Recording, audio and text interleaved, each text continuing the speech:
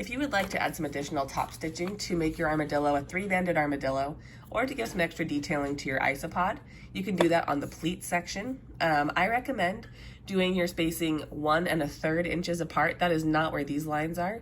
It's closer to this section because that divides your pleat into sections of 3.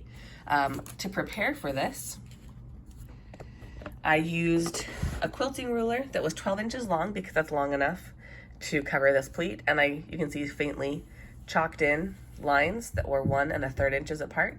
I started about 2.5 inches down just to give myself some extra space when it came time to cut out the pleat. So to do this top stitching, you'll just fold the fabric right along that line, and this can be a little difficult to do. So if it's like this and it's hard to see, you can pin it as well, but I just do finger pressing most of the time. You'll stick this underneath and do about 1/8 of an inch all the way down that line that you chalked in.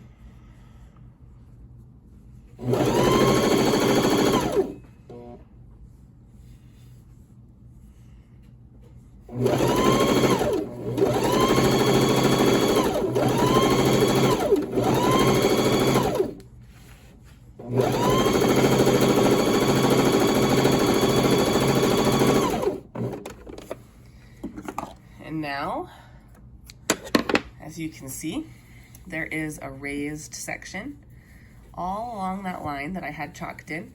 The reason you want to do this before cutting out the pleat is that these pin tucks actually take up some extra fabric. So I will sew both of these pin tucks, and then once they're both done, I'll center my pattern piece so that this middle marking falls right in between the two pin tucks, and then you'll cut it out.